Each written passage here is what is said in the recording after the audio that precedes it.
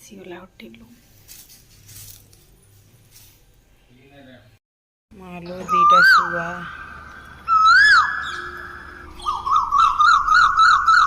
गोटे उड़ी पड़ेगा आ गोटे को दीटा पड़े बोधे पड़े आसली परोटा करने काली रातिर अटा चकटा थिला चलत परोटा कर नवा तापर मु परोटा कला देखा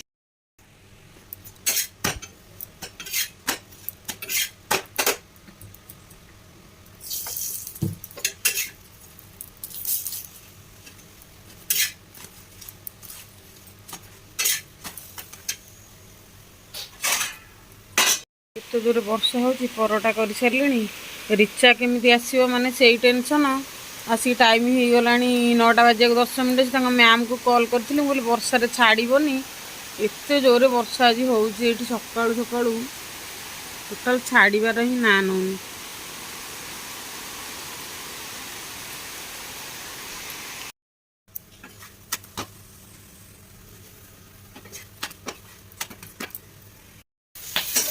पोटल को भाजी सारे आलू को भाजी सारे मसला सजाड़ी सारे देखो पोटल भाजिले कड़े केमती कला पड़ी तो भजा हो गला चलती बाहर कर ना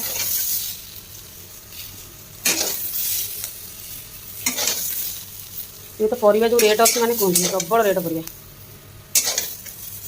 पुणी माजिया पड़े माजिक रोसे कर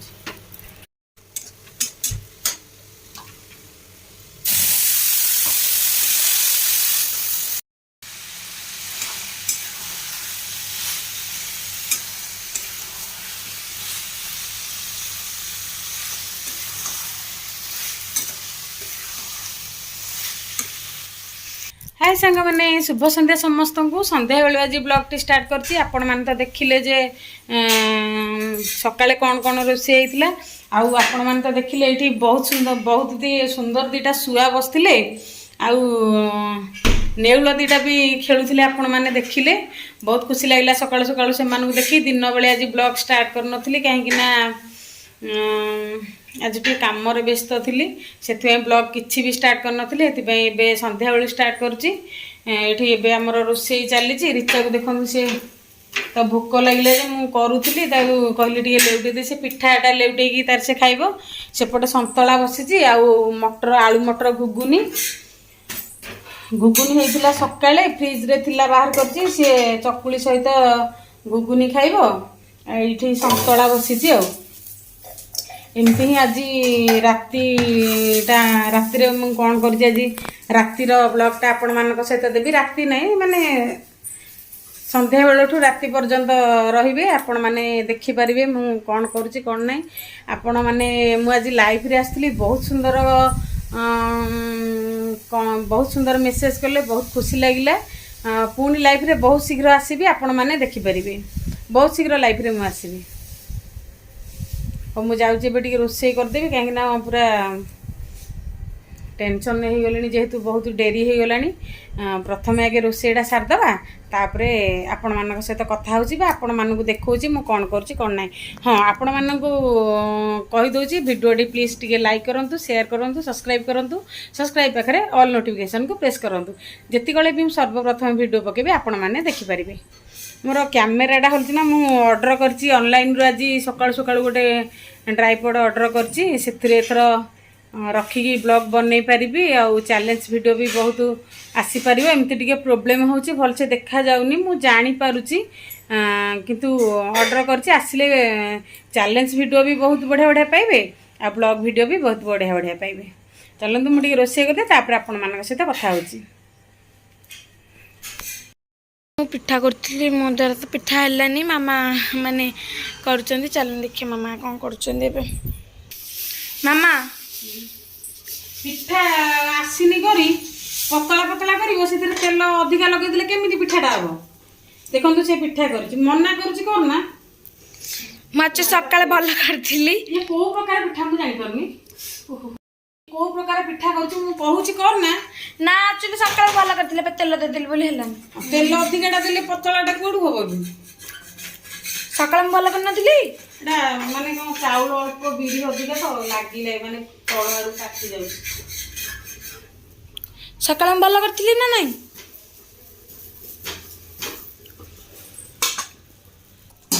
ଏଠି ସନ୍ତୁଳା ବସି ଯାଇଛି, ଏବେ ତ ହେଇନି। ଏବେ ସବୁ ପରିବା ପକେଇକି ହିଁ କଲି। ଏବେ ଟମାଟୋ ପକେଇଲି, ଆକୁ ଫୁଟେଇବି। ଅଟା ବି ଚକଟିନି, ବହୁତ ଡେରି ହେଇଗଲାଣି। ମୁଁ ଖାଇସାରିଲା ପରେ ଚକଟିବି ଆଉ।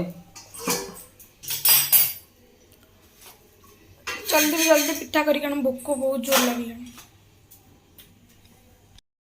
ମୁଁ ଖାଇବା ପାଇଁ ପଳେଇ ଆସିଲି, ମୋତେ ଭୋକ ଲାଗିଲା। ଖାଇସାରିକି ଯିବି। ସନ୍ତୁଳା ବସିଛି ତ, ତାକୁ ଫୁଟେଇବି, ଅଟା ଚକଟିବି, ମୁଁ ଖାଇବି, ରିଚା ବି ଖାଇଦେବ।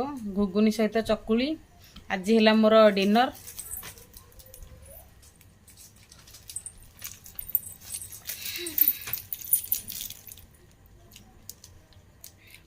ମୁଁ ଶୀଘ୍ର ଖାଇଦିଏ, କାହିଁକିନା ମୁଁ ରାତି ଲେଟ୍ ପର୍ଯ୍ୟନ୍ତ ରୁହେ ନା। ଯାହା ବି ଖାଏ, ଯେଉଁଦିନ ଯାହା ଥିଲା ଖାଏ, ମୁଁ ଶୀଘ୍ର ଖାଇଦିଏ। ମୋର 9ଟା 9:30 ଏମିତି ମୁଁ ଖାଇଦିଏ। ଆହୁରି ଶୀଘ୍ର ଖାଇଦିଏ ଦେଖିକି ଆଉ।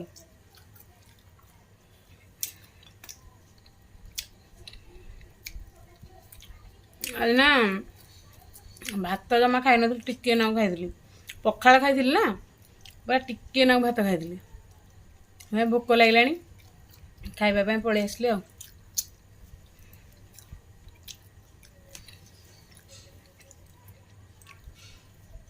ବଢ଼ିଆ ଟେଷ୍ଟ ହେଇଛି ଘୁଗୁନିଟା। ଚକୁଳି ସହିତ ଘୁଗୁନି ତ ପୁରା ବଢ଼ିଆ ଲାଗୁଛି।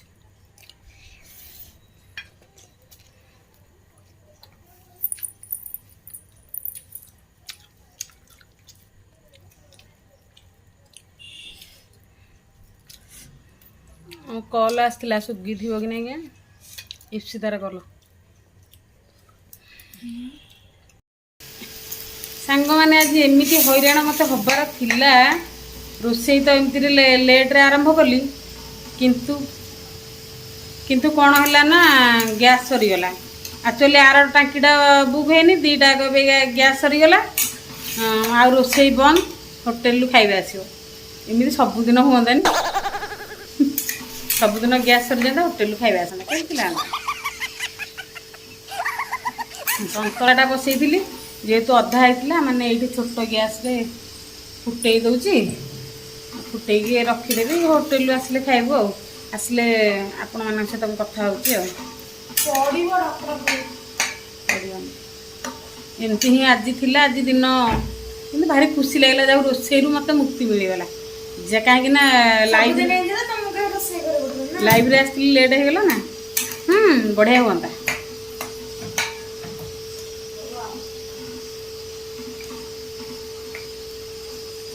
ଆପଣମାନେ ଜାଣିଛନ୍ତି ନା ସାଙ୍ଗମାନେ, ମେସୋରେ ଏବେ ଅଫର୍ ଚାଲିଛି, ବହୁତ କମ୍ ରେଟ୍ରେ ମିଳୁଛି। ମୁଁ ତ ବହୁତ ଗୁଡ଼ାଏ ଜିନିଷ ଅର୍ଡ଼ର କରିଛି, ଆସିଲେ ଆପଣମାନଙ୍କ ସହିତ ସେୟାର କରିବି ଆଉ। ଏଡ଼େ ସନ୍ତୁଳାଟା ଫୁଟଉଛି ନା, ସେଥିପାଇଁ ଟିକେ କ୍ୟାମେରାଟା ହଲୁଥିବ, ଟିକେ ଆଡ଼ଜଷ୍ଟ କରିଦେବେ ପ୍ଲିଜ୍।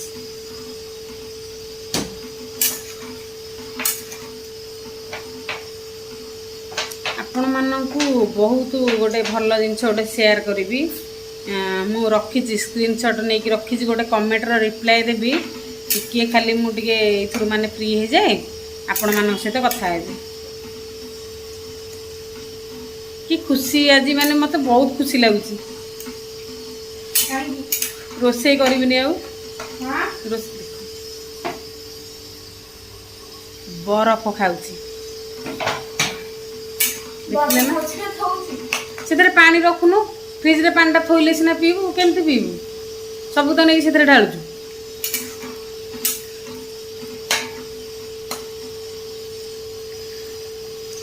ସେଇ ବୋଟଲ ଫୁଲ କରିଥିବ, ଆଉ ପାଣି 2-3 ବୋଟଲ ରଖେ।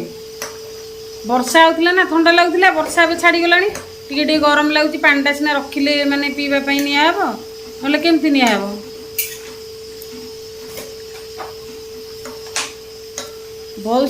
ବହୁତ ଶୀଘ୍ର ଆମେ ସବୁ ସାଙ୍ଗମାନେ ମିଶିକି ଗୋଟେ ଫିଷ୍ଟ କରିବୁ, ଆପଣମାନେ ଦେଖିବେ।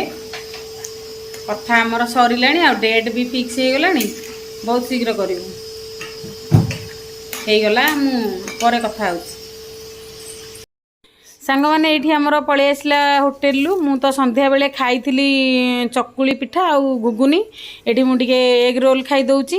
ଆମର ଆସିଛି ନାନ୍ ଆଉ ମସରୁମ୍ ଆଉ ଏଗ୍ ରୋଲ୍। ମୁଁ ଏଗ୍ ରୋଲ୍ ଖାଇପାରିଲିନି, ଅଧା ଖାଇଲି ଯେହେତୁ ସନ୍ଧ୍ୟା ବେଳେ ଖାଇଥିଲି।